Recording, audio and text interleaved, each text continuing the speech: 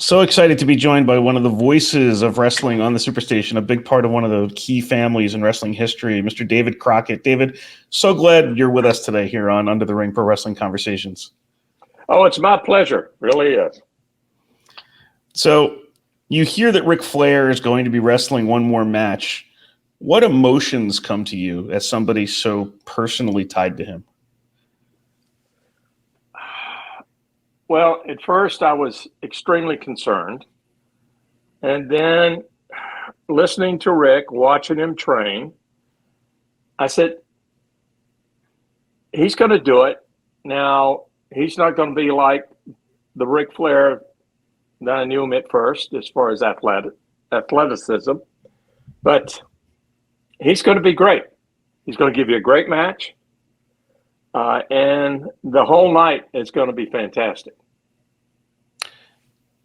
When you look back at Ric Flair's career, how do you evaluate it, and what did he mean to Jim Crockett Promotions? He meant everything. I mean, Rick, when he came to us, he was rambling Rickus Rhodes, came in from Minneapolis. We looked at him, and when he first came in, he was Ric Flair. Or I should say Ric Flair. And then he started to morph into this person, Ric Flair. And as he morphed, he started changing, became very outgoing, flamboyant, and he is that way to this day. Yeah, you two were in a plane crash together. That is correct. In 1975, yes. With Johnny Valentine, Tim Woods, Bob Bruggers. Do you feel that he's someone that you would automatically just have a bond with, even if you weren't friends, because of that? Yes, but we were. That spurred it along. My wife told me that I raised Cain in the hospital until they put Rick and I in the same room. I had a horrible brain concussion. It lasted, I guess, a good 6 months or more. During that time, I think Rick went back to wrestle.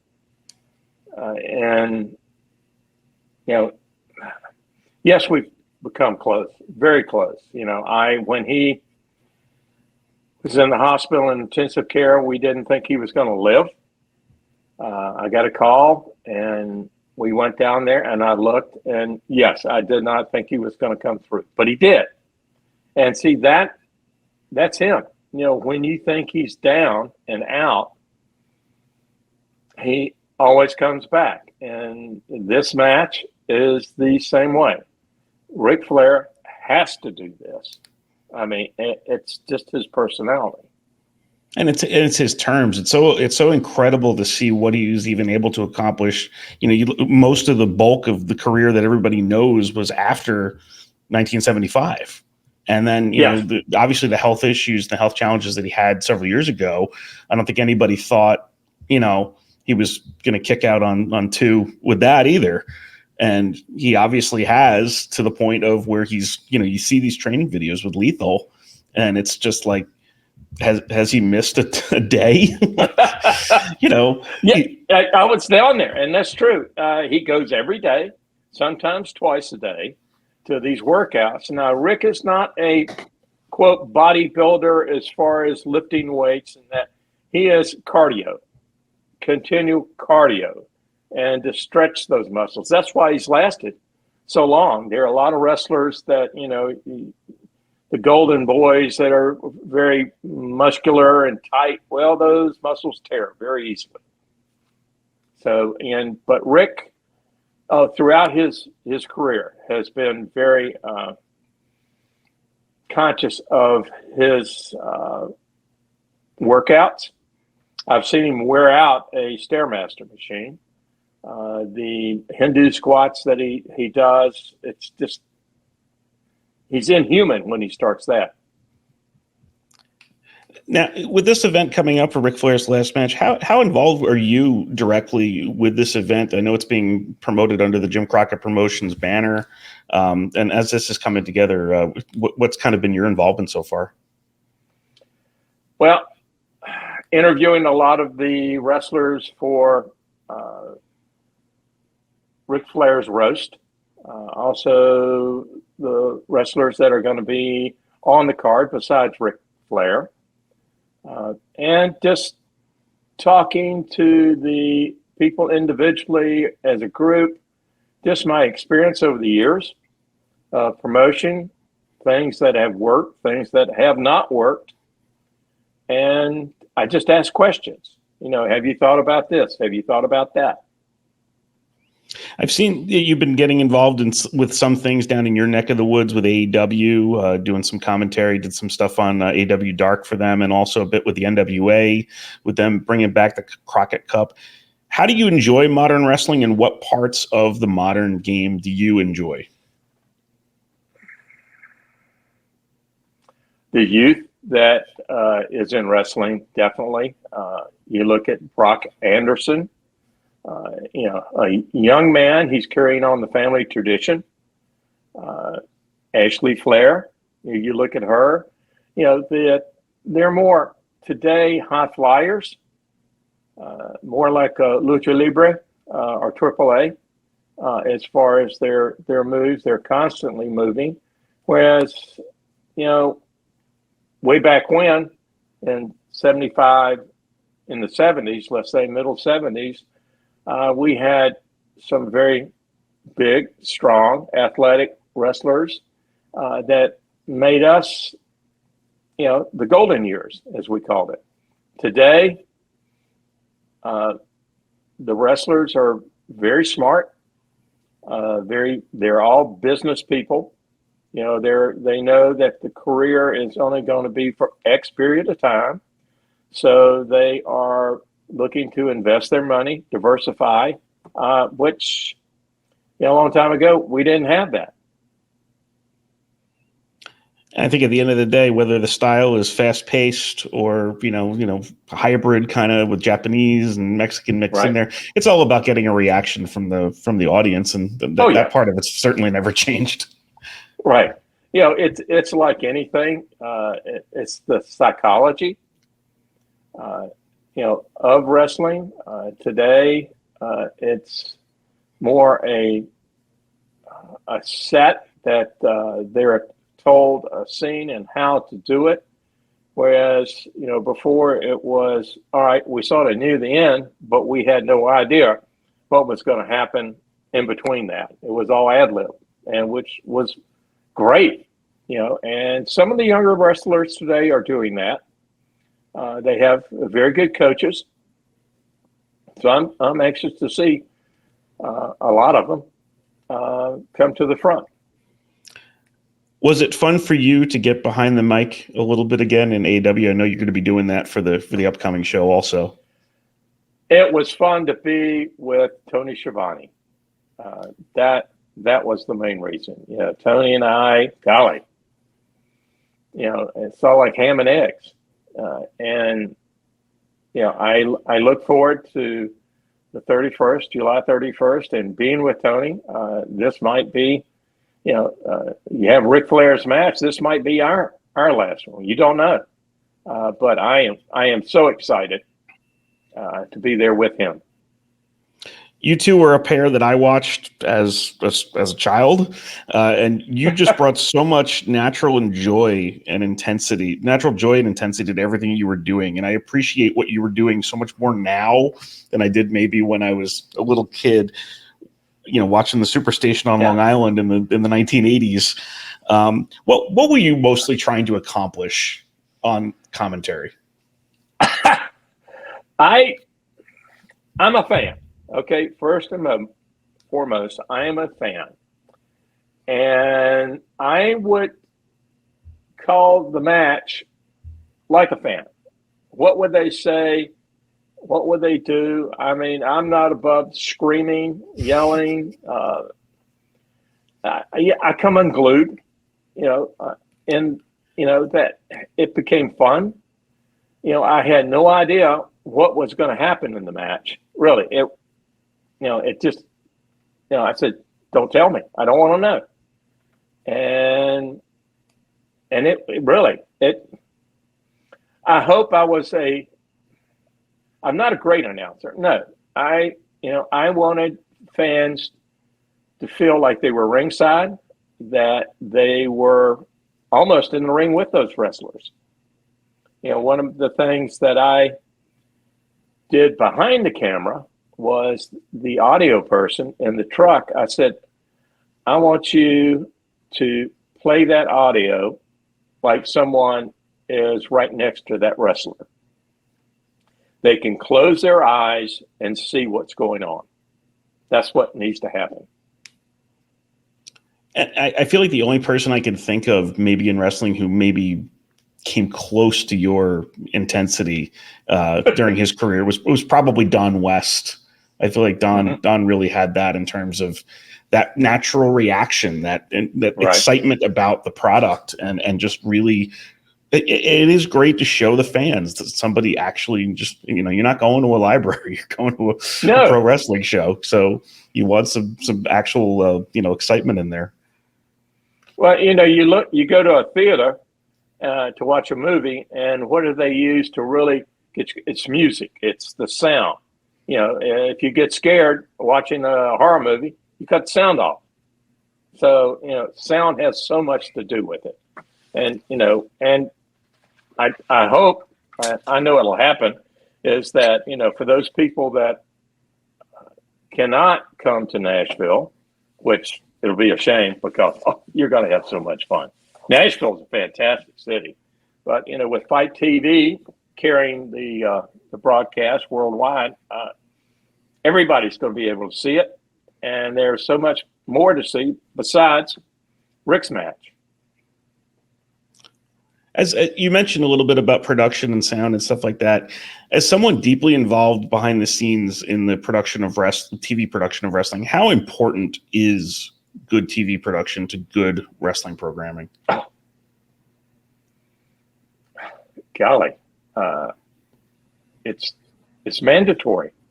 Good production. If you don't have it, the people won't see it. The cameraman will be 3 steps behind. Audio will be even worse.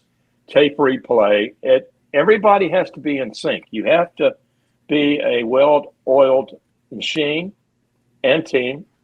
Yes, it's imperative that production works well. Now, saying that, this event, it's going to be sort of old school wrestling in production wise. There is no way I'm going to try to glitz and glamour anyone out there. The participants are what you're going to see. You're not going to see a lot of bells and whistles with that. You're going to see the wrestlers and who they are and what they can do. WrestleMania is the biggest spectacle I can think of in wrestling currently, but even WrestleMania had a predecessor, which was Starrcade, which started in 1983, put on by Jim Crockett Promotions. What was it like building up to that? What was it like being a part of that? And what did that event mean to you and your family? Well, it was every Thanksgiving, and it morphed because it just started out as what we call a house show. Every Thanksgiving, the Greensboro Coliseum, we would have a wrestling match, and we would sell tickets, and usually always sold out. And with Dusty Rhodes and my brother Jim Jr. started talking, well, this closed circuit started coming in and pay-per-view. So why don't we give it a try? So we did. We had our own production truck. So that made things even better. Simple lighting gear, simple sound system, but miking the cameras and around the ring, making people feel that they are there in person. They're sitting ringside. So yes, it was Greensboro. it will always have a special place. You know, we used to sell tickets at halftime, let's say intermission, for the next Thanksgiving show, and you'd almost sell half the tickets. So that's people expect and know they're going to have a great show. And I'm going to plug Nashville. Nashville is going to be the same way. You know, you will not be disappointed. Jim Crockett Promotions, Flair's last match. It's going to be something you're going to remember.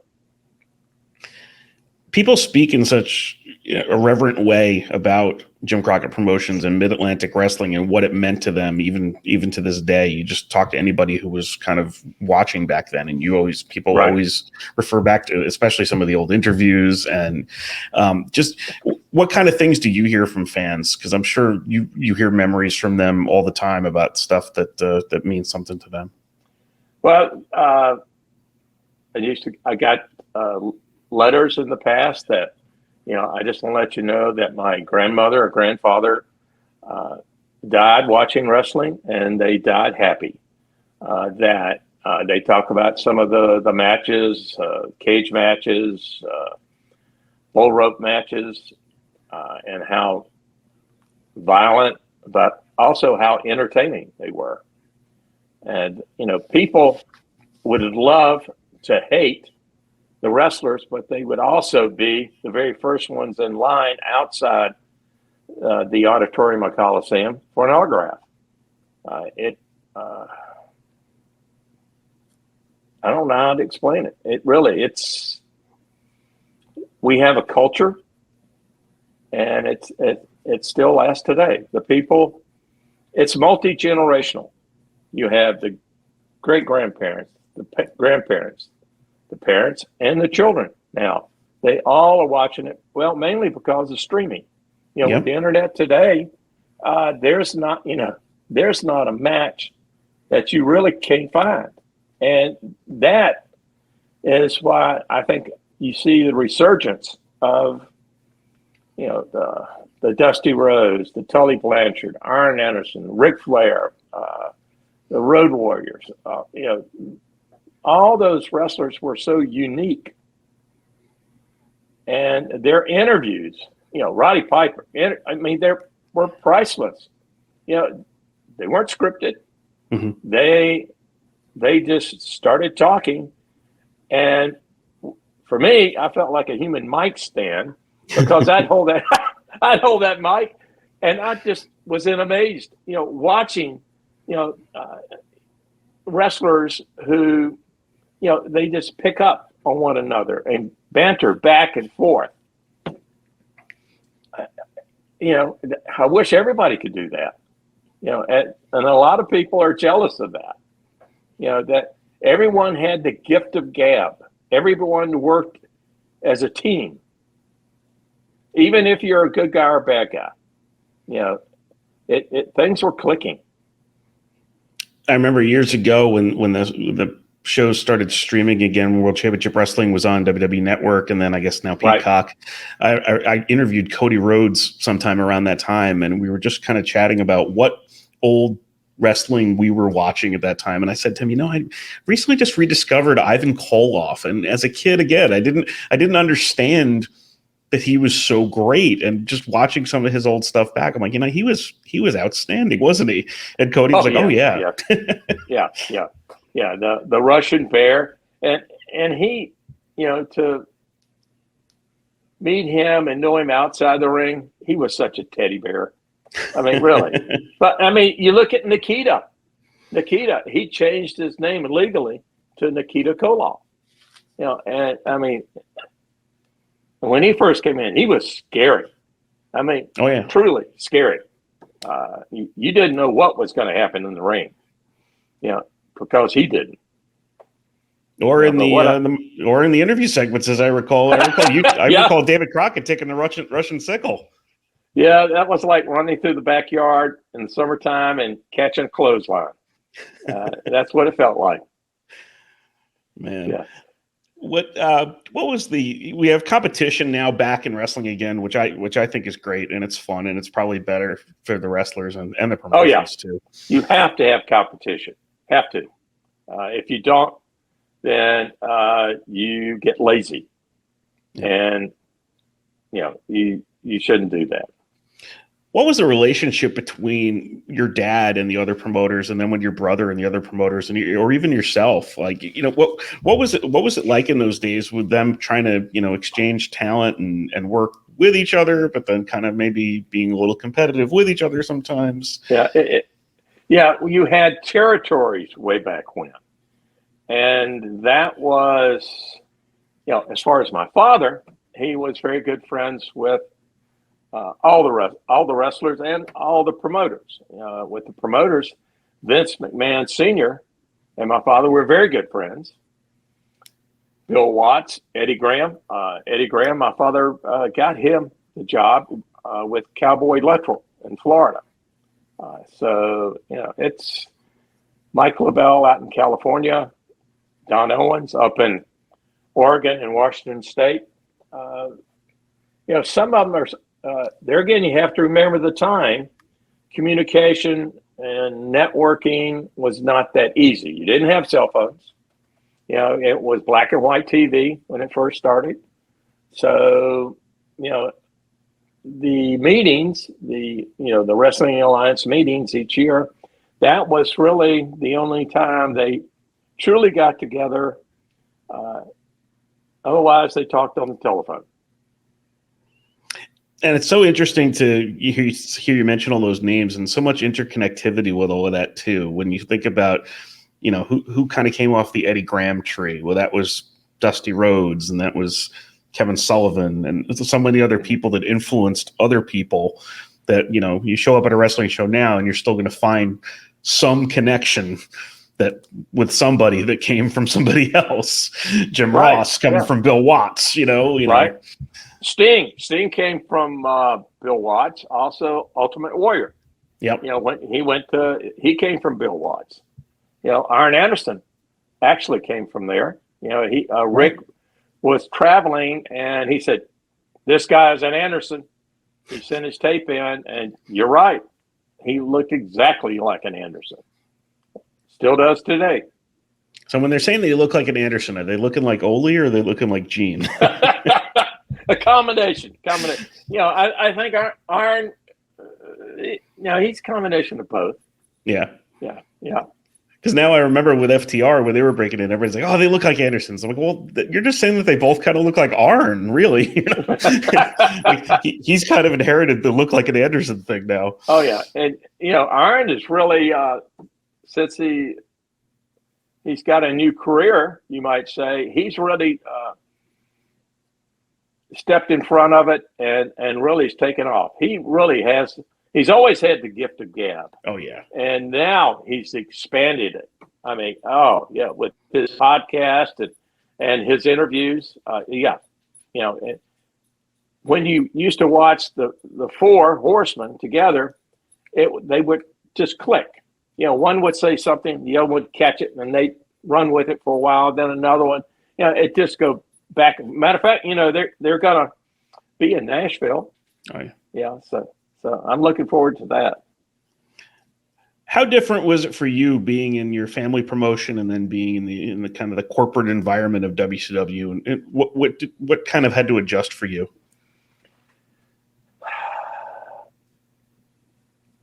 Well,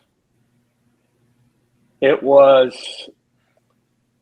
I guess some people. I hope they don't take it wrong, but usually in a corporate environment, you go into a meeting figuring out who you're going to blame for whatever. And that doesn't work. When it was Jim Crockett Promotions, we were all in it together. When my father was alive, it was a true dictatorship, that he was the boss. And if he said, jump high, you say how high. And, and then when Jimmy became the president of the company, you just sort of did the same thing.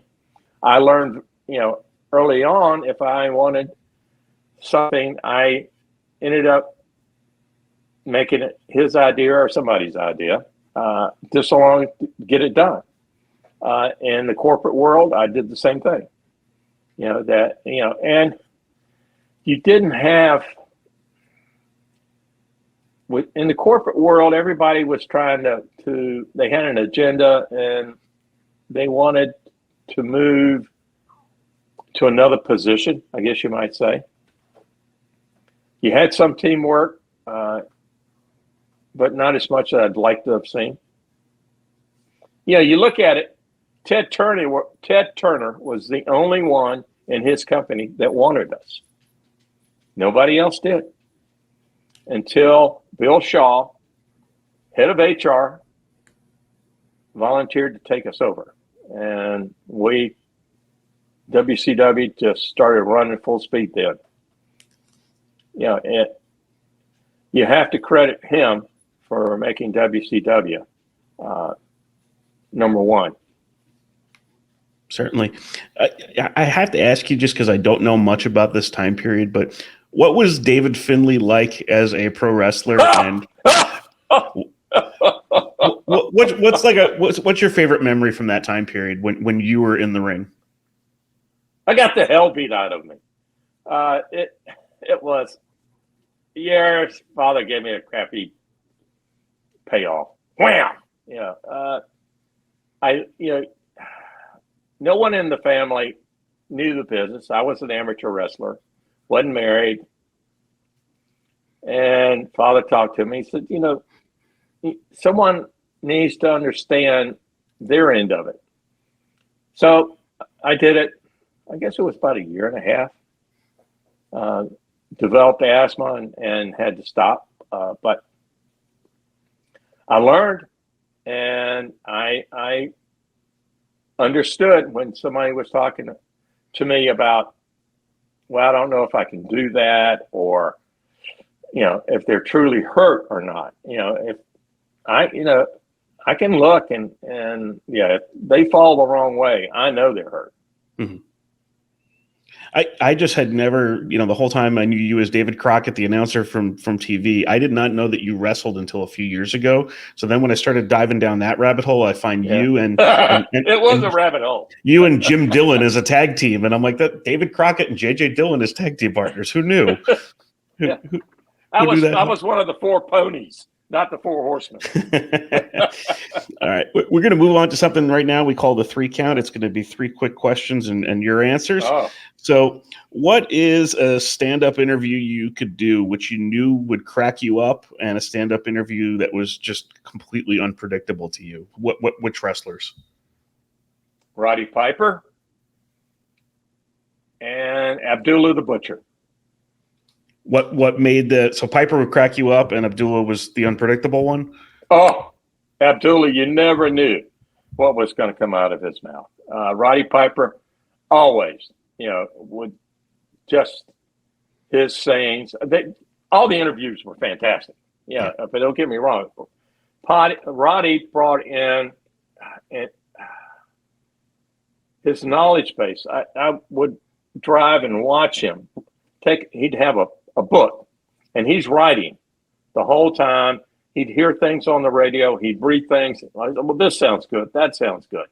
And he really, he got his doctorate, you might say, in wrestling interviews. Really, he did.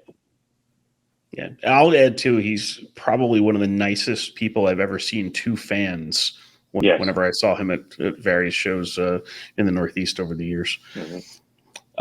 The 2 wrestlers in Jim Crockett Promotions often struck me as totally off the wall, and I smile when I see them to this day in footage. They still don't really make any sense to me, and it's the Boogie Woogie Man, Jimmy Valiant, and it's Bugsy McGraw.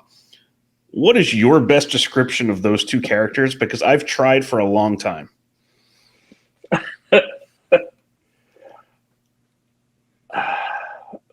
Boogie Woogie Man and Bugsy McGraw. Wow. Golly. They've been drinking the Kool-Aid. I mean, they're out there in left field. You're never sure of what's going to, go on with them. To this day, you watch Boogie Woogie Man. I've seen him in some matches locally, and he still has the same wrestling tights. They don't quite fit now. They're a little big on him. Bugsy, he was certifiable, but a nice guy outside the ring. Yeah, both of them are. Yeah, but I believe he became a nurse also, Bugsy. Ooh, that's scary. I think that's what that was his career path after. I know, but that is scary, Think about it. Luckily, it's not really Bugsy McGraw. It's the guy that's basically portraying Bugsy McGraw. But I have a friend of mine that sends me, Mid-Atlantic clips and all sorts of stuff like that all the time. And it's almost universally, it's almost always Jimmy Valiant or Bugsy McGraw clips that he sends me. He's like, "Can you explain this to me?" I'm like, "No, I can't, but I'll enjoy watching it." Yeah. So, well, and see, that's the good thing. You have these characters you look at and go, huh? Well, but they draw you in. You look at Boogie Woogie Man and Bugsy. They have lasted all this time, and it you like their matches, you like their interviews, their strut. You have to make your own footprints, and they definitely have. Yep. And then finally, what is the craziest thing you've ever personally seen on a pro wrestling show? The craziest thing I've ever seen. Oh, on a show. Okay. Yep. I've seen some others that weren't on a show, but the wrestlers have done. On a show, I'm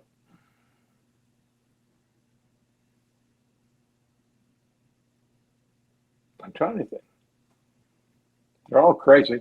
But I know that we almost got kicked off TBS because of Abdullah the Butcher bringing out this piece of raw liver and started to eat it, and the blood, and of course he's bleeding too, so I mean, and not Terry McGurk.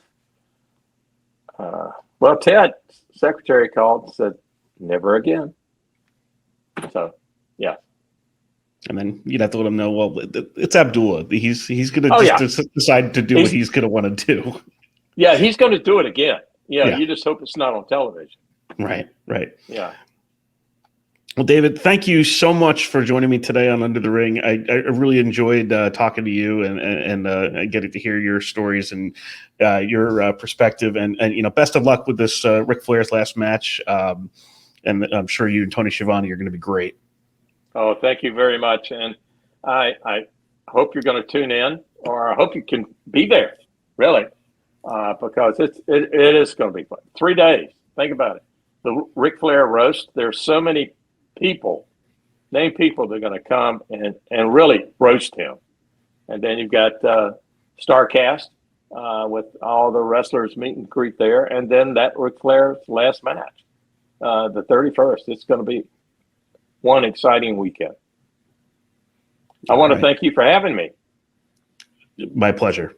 Thank you very much.